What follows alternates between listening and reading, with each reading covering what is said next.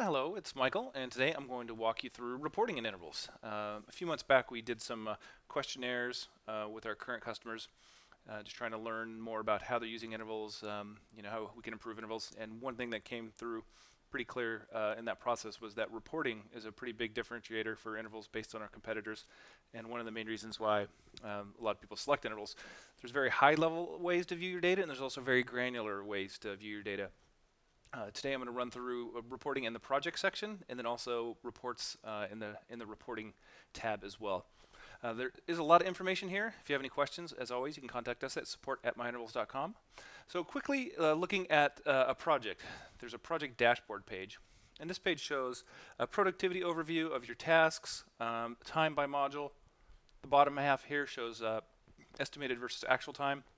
And then the very bottom of the page is kind of a little bit of a hidden functionality, but down here in this project reports section, if you click on any of these links, it will run this report for the life of the project. And when we go into the reporting section, you'll see how that can actually save you some time. So say you want to run the project activity report for this particular project, you can just come in here and click on the project activity report, as opposed to going into the report section, picking the project activity report, and then running your parameters. So just a quick tip there. So there's a time summary report here on the left-hand side. It basically shows your time, but the default is by work type, and then you have options here to toggle by module or by person. There's also an estimated versus actual section, and by default this will show the estimate versus actual for the budget you set up here in the estimated working rates. There's also an option to view by task estimates. So it's kind of a top-down, bottom-up view. The estimated working rates is kind of your high-level budget if you're doing budgets by hours, and then the task estimate shows kind of the bottom-up, the reality check. Okay, this is all the tasks we've created. What does the estimated and actual hours look like? So quickly going into the reporting section, as I mentioned, there are a lot of different reports. Pie chart. This one's pretty straightforward.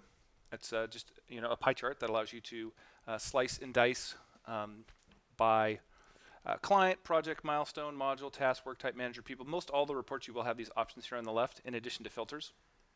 And then when you run a report, there's actually an option at the bottom of the report to save it. So you'll see saved reports down here.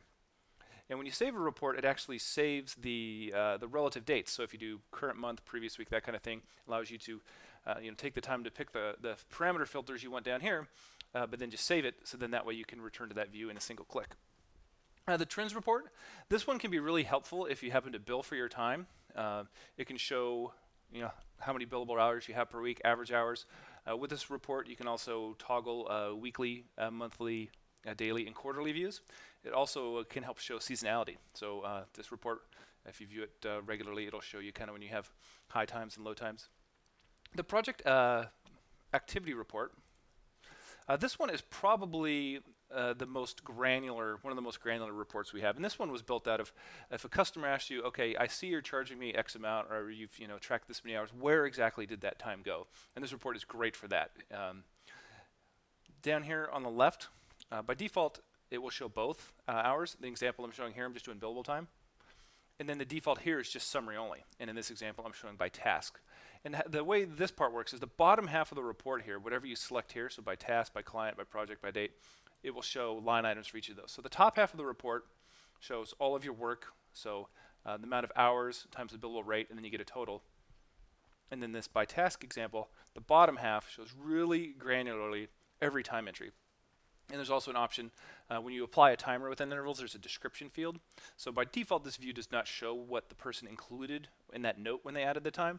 But if you do include time descriptions here, there will be an extra column on the bottom half. So it literally allows you to show, here's the task, here's all the individual time entries, and here's what the person said when they applied the time. So it's a really good accountability report in a very granular fashion.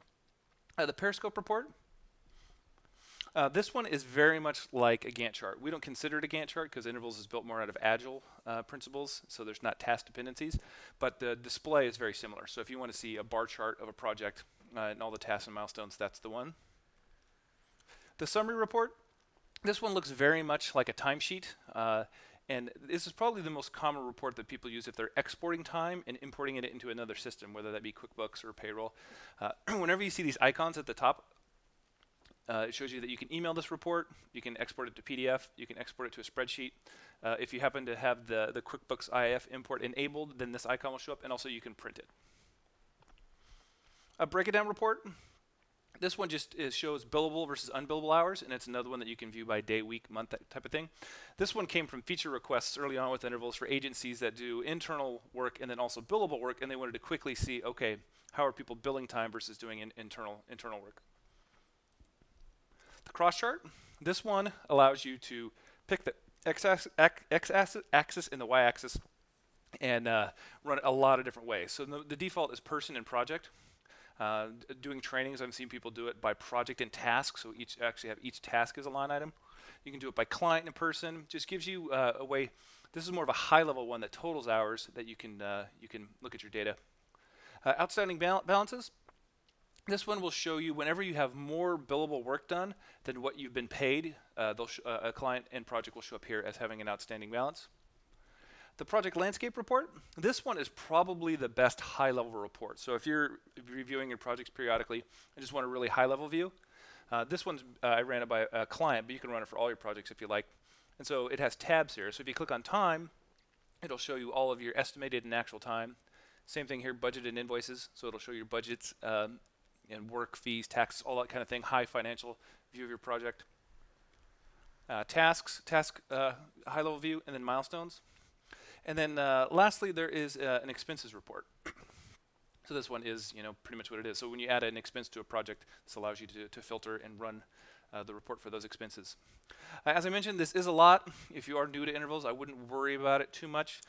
We've learned from our customers that oftentimes they track all their data, they're managing their workflow, and then they'll maybe have a project go bad, or a client will request information on, hey, where's this time data coming from? That's when you'll find yourself coming into the reporting section. Or if you want to just take a good hard look at your business and your people and where your time's going, then that's when the reporting can really come in handy. Once again, if you have any questions on reporting, just let us know. Support@myintervals.com. Thanks for your time.